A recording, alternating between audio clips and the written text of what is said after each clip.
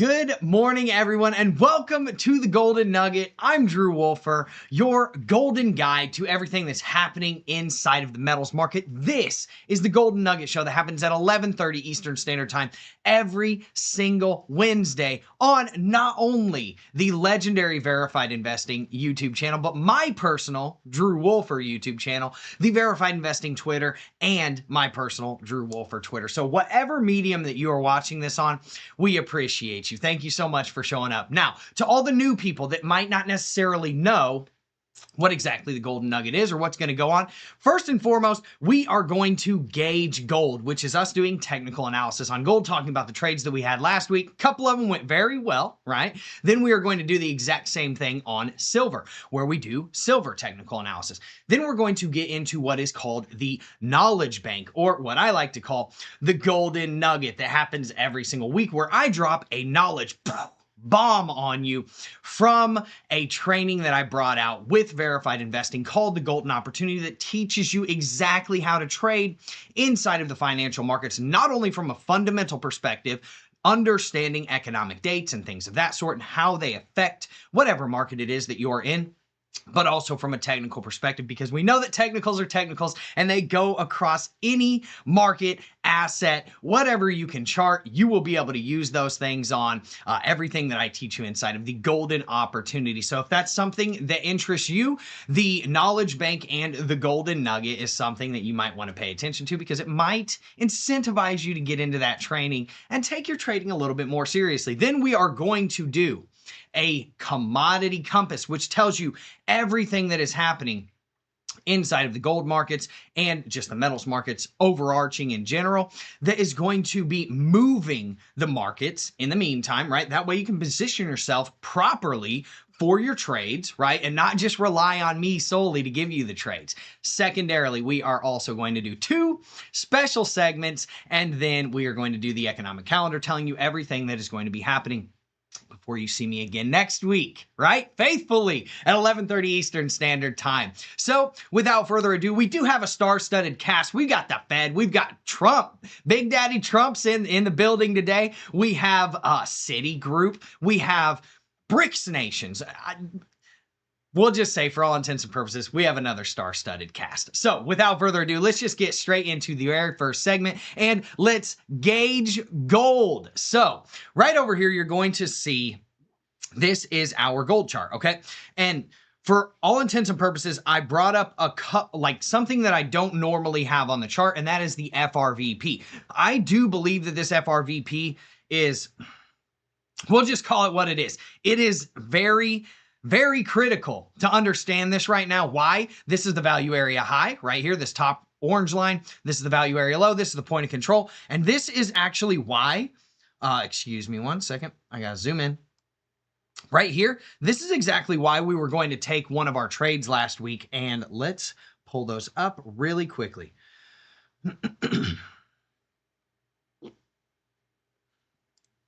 Bang, baby, bang. Okay, so if we were going to get a rejection, as you can see, this is the first trade that we were talking about taking last week. So I'm going to take some of these other ones off just so that you can see. Let's see, where's our first short? Okay, so this was our first short, and if you got into this trade, which most likely you did, it was on the break of this trend channel right here. And I can actually take this Fibonacci off of here just so you can see it. This is the upward sloping trend channel. And as you can see, it broke down, okay? So once it broke down and we came down here, this is where I was telling you, hey, no one is going to tell you not to take profits here last week, right? No one is going to tell you not to take profits here. If you do take profits here and then you break this low, then that's where you can start to think about getting back into your short and then riding it down here to these lows right over here. And we came within dollars of these lows over here. As you can see, we didn't hit the wicks, right? But we did smack into those candle bodies, swing failure pattern, boom, pumped up, regained that value area low. And as you can see, now we are pumping up. So most likely you are out of this short, okay? But what did we also tell you you could do? You could also add to that short once you got under this value area and then took out these lows right here. Because what we were thinking is if we were to swing fail here, right? Swing fail. These lows, which we did not, we would get into a long position. This obviously did not play out, so we couldn't take that trade. But guess which ones did? This one right here, okay, and then this one right here. We were talking about this local Fibonacci drawn from the bottom to the top of this nice little move up, okay, after we got out of this little consolidation range. Why was this crucial? Because it brought us outside of the value area high of this FRVP, right? So we took that fib and we said, look, if we come up here and we get back above this 0.618 at about 33.60, this is where you can start thinking about longs. And that is exactly what we did. We got it right here. We got it right here. Now, what you can do is stay obviously in this long and target these highs. But what I want everybody to understand, we need to stay above this 33.60 level as it sits right now. And for all intents and purposes, we really need to get up here, okay? And this is your long opportunity right here. So as you can see, this FRVP is going to extend out here. So once we get back above this value area high and we break it with volume, if we see like a move like this upwards, that is where this whole FRVP, we are going to take it off of our charts because it's going to be invalidated. But this is going to be your trade if we were to get up there, right? So we would say, okay, we break this parallel channel. We watch to see what happens at the top of this FRVP at the value area high. And then we are targeting about 3,450 bucks. We want to get right above these highs, and you could probably target 3,440 if you really wanted to. Now, what's the risk to reward on this? 6.5x to 10x risk to reward, because you're going to set your stop loss incredibly tight and you're going to trail it as soon as you get into profit. Okay. Now, if we were to fall from here, okay, because as you can see back here, we were talking about this last week, and this is why I was telling people, hey, don't be shy, take profits here, right? And then if it dumps again, add back to your position and take profits again, right? Why? Because the economic data was coming out for the jobs reports and absolutely smashed it. As you can see, big green God candle. So for that, I would like to see if we got a rejection here, we could then enter a short position, okay? So if you reject here at this top and even at the value area high, you would like to see a move down here to about the 200 moving average, which would give you about a 5x risk to reward. We're talking 33.86, 33.90 range.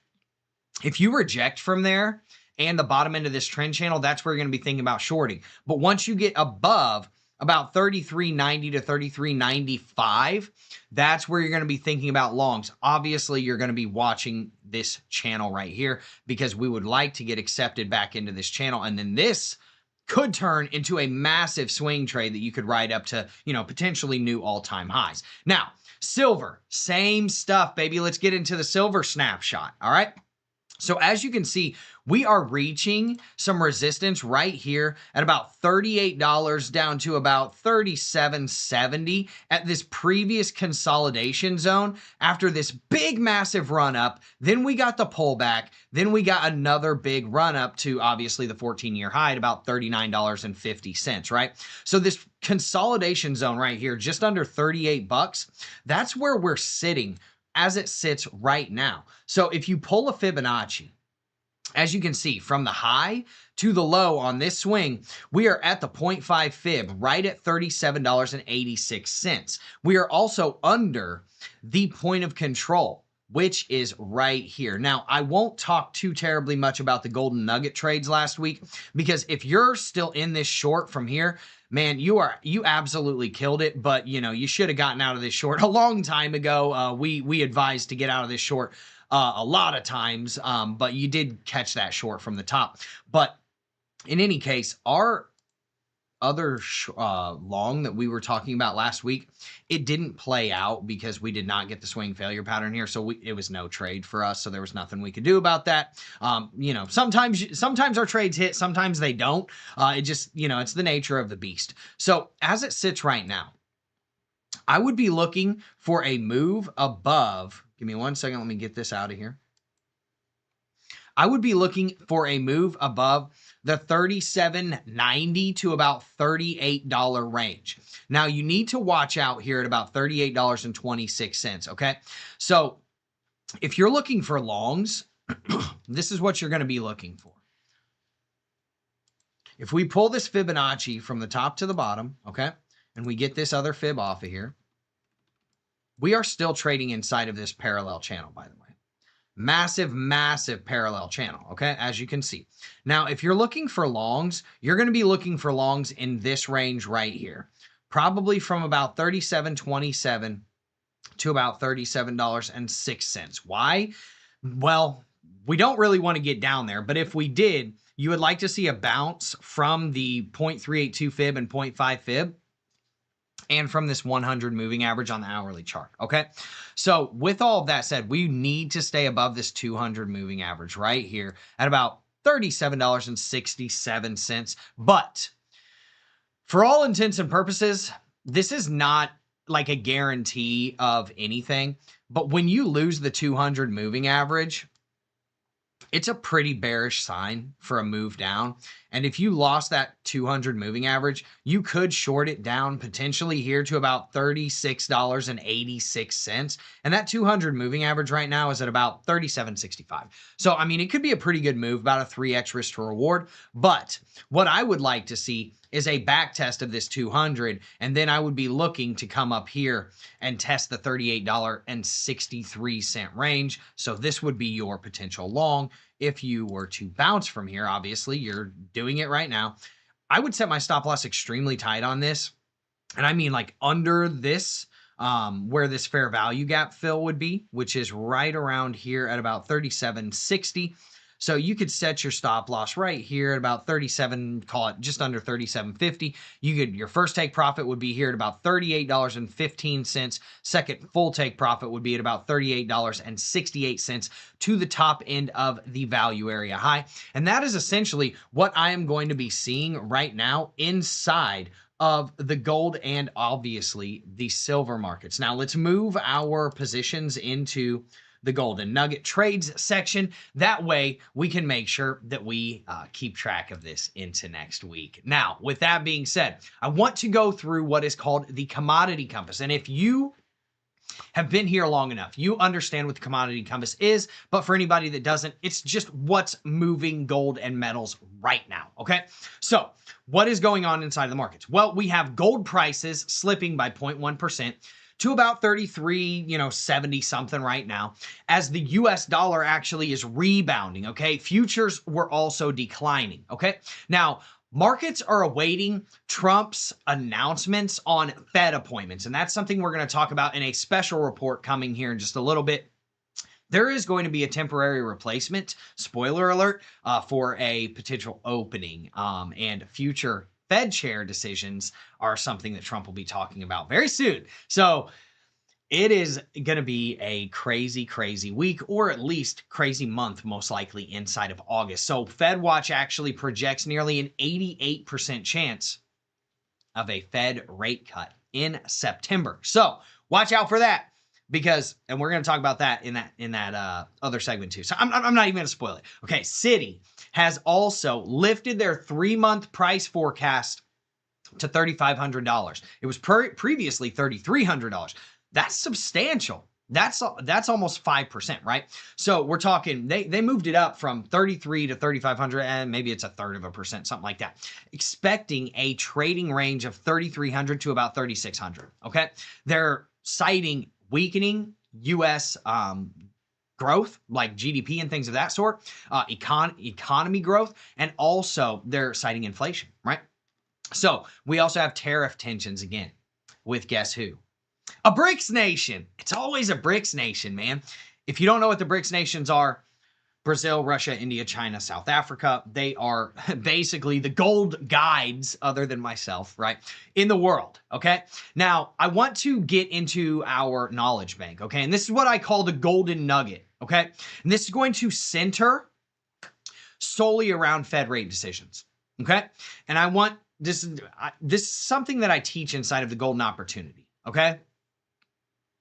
There's more than one factor that goes into this. So I want to preface this entire section with that. It's not just, hey, if this happens, then gold goes up, or this happens, gold goes down, right? It's more than that, but for all intents and purposes, that is the overarching concept of this, okay? So why do central bank rotations and the Fed rate decisions kind of matter for gold, okay? So with Citi boosting its gold forecast, okay, and central banks likely to pivot to rate cuts soon, this week's golden rule is going to dive into how shifts in the US Fed and monetary policy is actually going to affect gold. Now, I want to jump into the charts really quick, okay, because essentially we're going to zoom out a little bit too, and we're going to take this stuff off of here, okay? Now let's zoom out, and I'm going to show you what exactly it is that I'm talking about. So in December of 2024, okay, we're talking December 18th of 2024. Let's zoom in. December 18th of 2024, which was right around here, right? This is where we got the Fed rate decision to actually cut interest rates, right here, okay? Look what happened after that, right? Let's zoom out. When in doubt, zoom out. Oh, wow. Right? And there's been, 5 decisions since then that were to hold rates steady, right? But look what happened. Nice little uptrend, right? So let's get back to where we were. And as you can see, the one that came before that, November 7th, they cut rates again. They cut by 0.25% here, and then they cut by 0.25% in November, and that was on November 7th, I believe, okay? So here is November 7th. Where's it at? I believe it's right here. Okay, so look at the nice little pump that we got November 7th. Bang, bang, 2.5%. Nice little uptick whenever they cut the rates. Now, did it go down afterwards? Absolutely, it did. And that's why I'm saying you can't just say, oh, rate cut, market go up, And the other one I want to show you, because they did 3 in a row, was September 18th, okay? So let's get back to September 18th. I believe it's right here. Yeah, so September 18th, okay? This right here. And as you can see, rate cut by 0.5%, market go up, right? And it just legged up, legged up, legged up. And then it started to trickle down. And then again, they cut rates again. It pumped again, came back down to previous support levels, which were right here, right? Previous support levels, right around $2,526, came right to it, bang, and then got caught and then bounced, okay? So for all intents and purposes, what I am telling you is whenever you see these policy decisions coming up, there's a lot that's going to happen. If you noticed, a couple of those times, I believe it was in December and November, right before the rate decision, you saw big red candles going down, right? Where people were trying to, basically trade the rumor. They sold the rumor, okay? And then it came out and they got the rate decision. It was just like, boom, right? Ripped it right back up.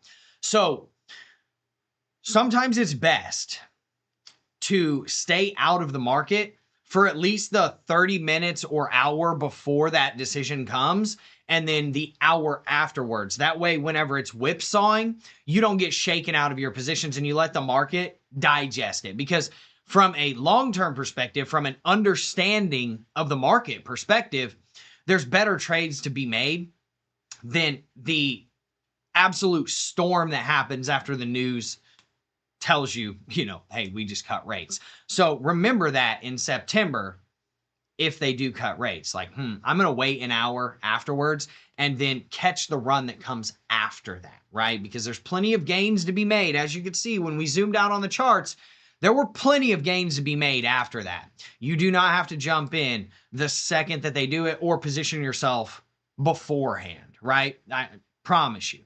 Now, let's talk about our first special report. Then we'll get into our second one, the economic calendar, and then we will let you guys go on about your day. So this is called the Central Bank Watch. This is where it becomes very, very critical, okay? So the upcoming Fed leadership changes and potential interest rate cuts is what we're going to talk about in this. So the Federal Reserve governor resigned, okay? And Adriana Kugler, okay? A Biden administration appointee back in September of 2023. She actually resigned and she wants it to be effective in 2 days, August 8th, okay? And this was unexpected. This was an early resignation, by the way, from the Fed, okay? And she says she's planning to go back to academia in Georgetown University. She said, I want a simpler life. I'm tired. I want to go and teach instead of do this crazy, crazy high-paced job with a lot of scrutiny and a lot of eyes on me every single day of my life, right? So markets are going to be awaiting Trump's pick for the Fed governor that replaces Kugler.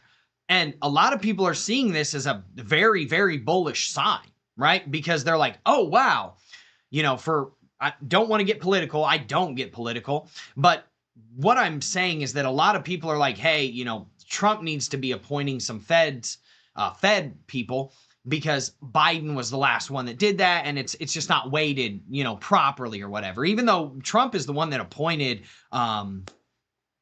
what's his name? The Fed chair, Powell, right? So combined with the Federal Reserve signaling, this, potential rate cut, and then Trump coming in and saying, hey, we're going to put a temporary person in until you guys can find your own, right? These appointments could actually shape that rate cut coming in September. Now, again, remember, I believe the last meeting was the first time in over 30 years that there was a split decision on rate cuts. There were two people that dissented in the ranks and said, hey, we want rate cuts. Normally, the Fed votes unanimously, right? But there were, two people this time that said, hey, I disagree, right? So that is very telling as to what could be potentially happening inside of the Fed itself, right? Like dissension in the ranks, right? So then, right, this piece is going to be critical in where gold goes from here. Again, as we know, you cut interest rates, gold goes up. You push interest rates up, gold usually goes down, okay? Now, Trump did say on Tuesday that he will announce a nominee this week. That was yesterday, right? For this upcoming vacancy, okay? But he also confirmed that the short list of potential successors to Powell, which is the chair, has actually been narrowed to 4 candidates now. So markets are anticipating 87% is the chance for a rate cut in September, okay? In other news, without talking about that, central banks bought 22 tons of gold in June. Even if retail is starting to say, you know what, we're okay going into the stock market and crypto and risk on assets as much, the banks aren't. India isn't. The central banks buying 22 tons of gold in June is crazy. They've bought 123 tons over just the first half of 2025. Central banks. That's crazy numbers. So take this into account whenever you're understanding gold is in a super bull cycle right now, okay? So let's talk about the last segment, which is tariff talks. Then we'll talk about the economic calendar and we'll let you get to your day. So tariffs on India are being threatened by Trump as it sits right now. He is tired of them buying their oil from, their fellow BRICS brother, right? Their BRICS sibling, we'll call it that, Russia. Okay, so what does this actually mean? He wants 25% reciprocal tariffs, and that was effective August 1. He put that on them, right? So this is on a wide range of Indian goods. So that, maybe your tiki masala spices and things like that, right? No, I'm just kidding. But it does include sectors like pharmaceuticals, machinery, pearls, minerals and fuels, broadly affecting about $66 billion worth of goods. That's pretty crazy. And pharmaceuticals alone take up 1/6 of that at 11 billion annually. So that's escalating, right? So he's also threatened to substantially increase tariffs from the existing 25%, targeting India because they are buying and, importing their oil from Russia. Now, there are potential secondary sanctions, and this is where it gets really wild, right? Because you're probably like, well, the 25% tariffs are already there, whatever, right? Well, broadly framed as what we would call secondary tariffs, or I guess what they would call secondary tariffs, Trump has threatened 100% tariffs on countries that are importing Russian oil of Moscow, right? And if Moscow refuses to pursue a ceasefire within 50 days, so he's upping that timeline.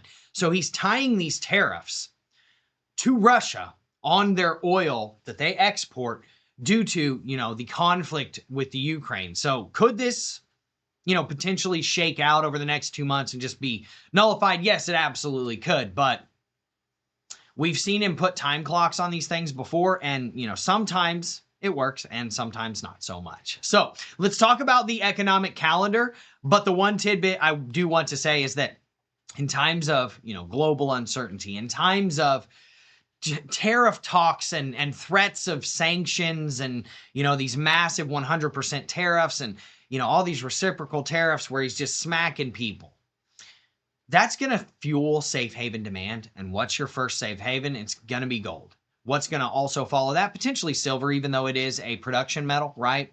It does have production to it, and it's obviously a lot cheaper. So they put it into a lot of industrial mechanisms, but for all intents and purposes, you will see a lot of safe haven demand flowing into gold and silver, okay? Now, economic calendar, until you see me again at 11:30 Eastern Standard Time next Wednesday for the Golden Nugget. Again, remember, I'm Drew Wolfer. I am your golden guide to everything that's happening inside of the metals markets.